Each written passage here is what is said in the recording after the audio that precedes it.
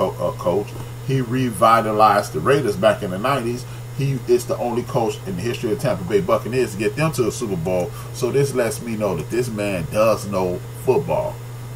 But the problem I have is this. How is it that you're an offensive coach and you're playing a rebuilding Seattle Seahawks? Even though they're 3-3, they're still rebuilding. That just shows you the ability of Coach Pete Carroll.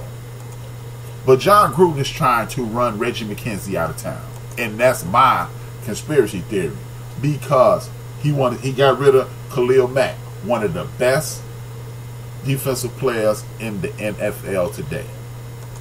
He's minimizing the ability of Amari Cooper, and Derek Carr's looking pedestrian. I'm not a guy who has a whole lot of faith in Amari Cooper, but Derek Carr, but I do have a lot of faith in Amari Cooper.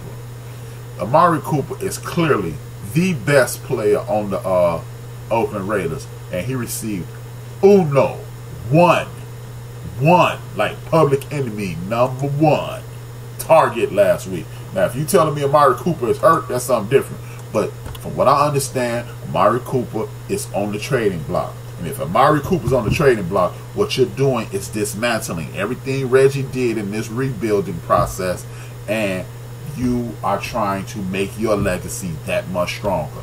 You know that a dude owing you $90 million is not going to fire you. You know, because you're going to Las Vegas and you're trying to get everybody immersed in this Chucky bullshit, your ass can do what you want to do. So, if you ask me, John Gruden, he came out. See, the brother Dick Gregory said this once when there was this videos floating about this dude, Reverend Kyle, who was suspected being part of the assassination of Dr. King. And this dude, what's good, big little bro? Yeah, it is a damn shame, man. Wanga in the building. People keep joining the conversation in the chat room, man. Be a bench warmer. Like I was saying, Dick Gregory referenced this once. This dude, Reverend Kyle, made a comment, and it looked as if he was a part of the assassination of Martin Luther King, Dr. King. And Dick Gregory said, by this dude telling on himself, he was like, hey man, the mind won't allow you to continue to tell a lie. And that's what it looks like John Gruden is doing right now. Oh, he said something. Big Illinois, what's good, baby? He's struggling getting open this year. Last year, he had a lot of drops. I'm not saying that's not true, Big Ant. But here's the thing, Ant.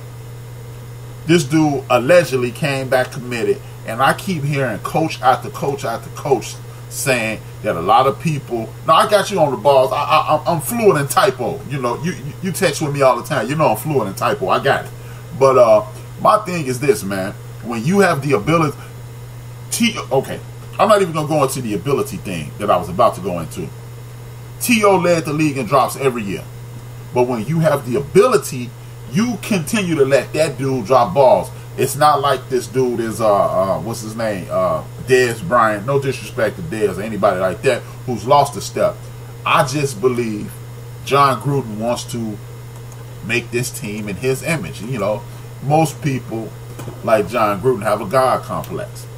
You know, this is saying, and I just don't. I just refuse to believe, because, like I was about to say with the Dick Gregory thing, your mind will not allow you to continue to tell a lie. Somehow, some way, you will slip up in this lie. And how John Gruden is slipping up with the lie is, you trade one of the best pass rushers in the league, who openly said if John Gruden would have reached out to him and said, man, we really need you, won't you come in and we'll figure it out. He said John Gruden talked to him when he got hired and never talked to him again. And what did John Gruden say after the first game? We got to get a pass rush. He just traded one of the best pass rushers in the league. He steps up to this week and says some other incriminating stuff, and it's just put me in the mental of, look, bruh, you're telling on yourself. Every time you tell on yourself, every time you come to that podium, you're telling yourself. 3 weeks in a row, you start talking about pass rush. Now you're talking about weapons. You have weapons. You have Rashard. You have Beast Mode. You have Cooper. You have everybody. You're supposed to be the offensive guru, John Gruden. But Derek Carr, even though I'm not a fan of him, most people are.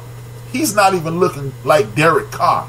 This leads me to believe, Big Illinois, that John Gruden is tanking, man. And then he even mentioned, we not tanking. Yes, you are.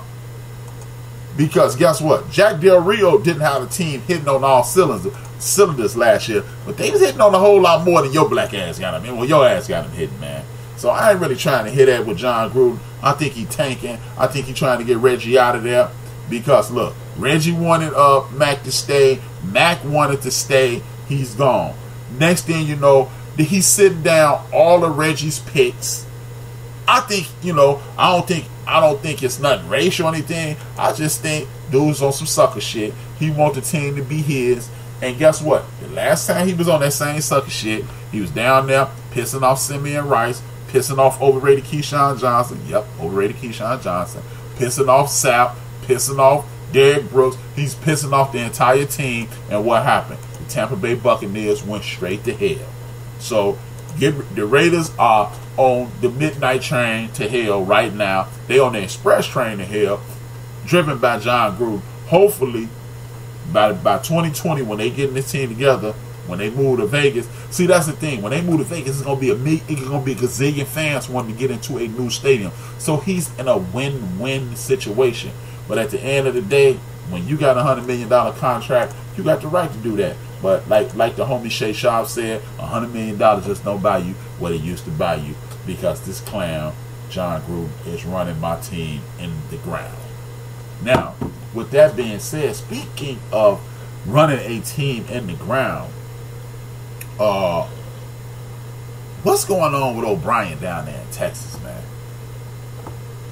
When you going up against Peterman and Allen and you have to squeak out a victory against the Buffalo Bills, what's really going on, man? How do these dudes keep their damn jobs, man? That's what I'm trying to figure out. The Houston Texans barely beat the Buffalo Bills, and you got Deshaun Watson playing, and it's always a deficiency. You got Nathan Peterman and Josh Allen going up against Deshaun Watson and DeAndre Hopkins. What's really going on, man? I don't get it. Even though they followed the H-Rob-B plan, 24 rushes, 26 passes, they win by 6. Win by 7. I just don't get it. How the hell did you even keep this game close? Now, let's just be honest.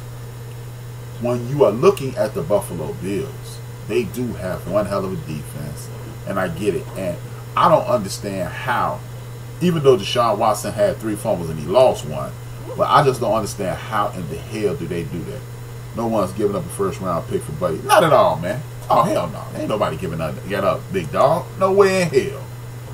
But, hey, he is on the market, though, big dog. And the problem is, if you are there to be the offensive savior, at the worst, you should have Derek Carr looking like Patrick Mahomes, or in that ballpark.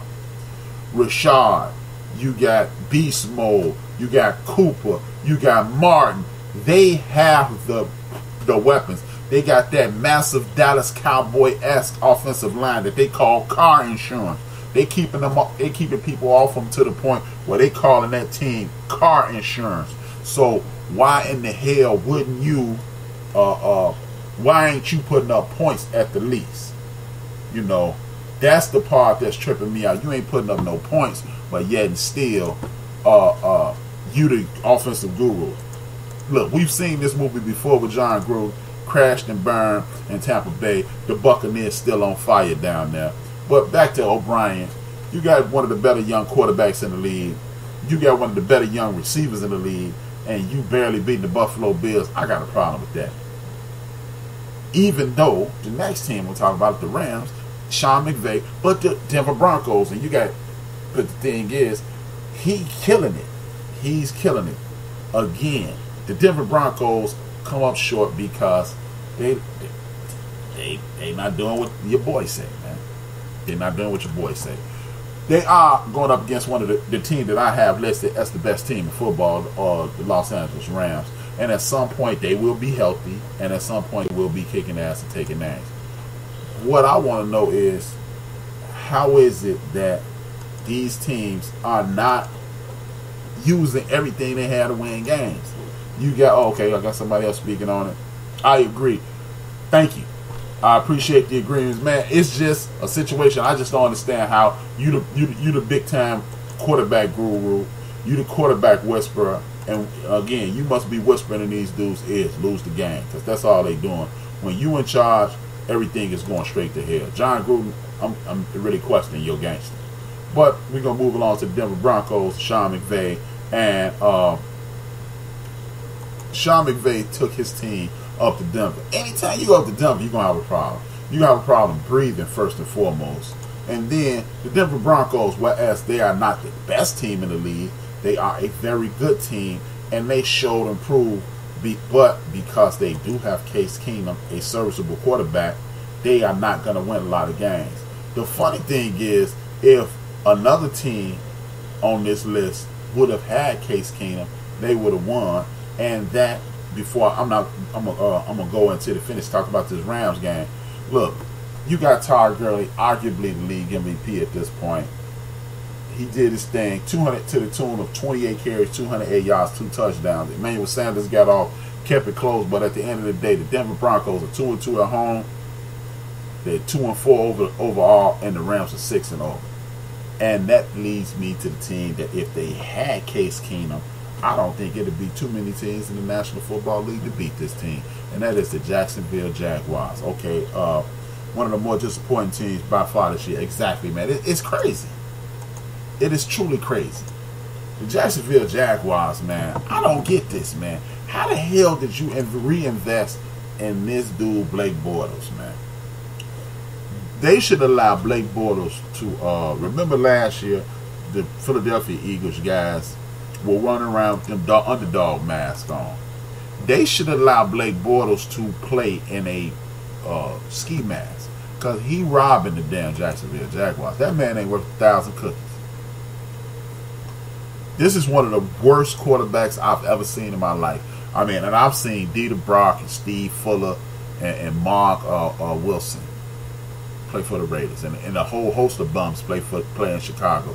This dude had, if the dude Leonard Fournette is not playing, his ass is grass. It is a sad situation going on in Jacksonville. A lot of people want to point the finger at Jalen Ramsey, and rightfully so. When you chirping like Jalen Ramsey be chirping, you gonna get the flack. But let's not get on Jalen Ramsey to the point whereas we are not gonna hold this dude's feet to the fire. Okay, I got another person. Blake is down here at UFC.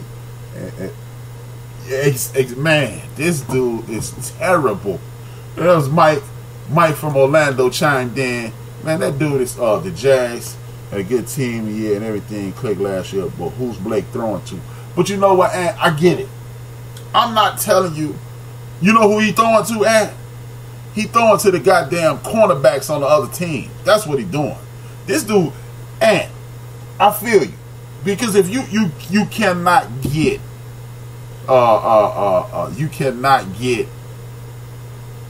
brick without, you can't make brick without straw. And what I mean by that, you need the prerequisite weapons to be effective offensively. But were you watching a couple weeks ago when this dude hit one of the offensive linemen in the back of the head? This dude is down a number one receiver. Mike said the same thing and said he's down a number one receiver. I understand that, but there are plenty of quarterbacks who are, okay, if he was playing like Dak Prescott, I'd give y'all that.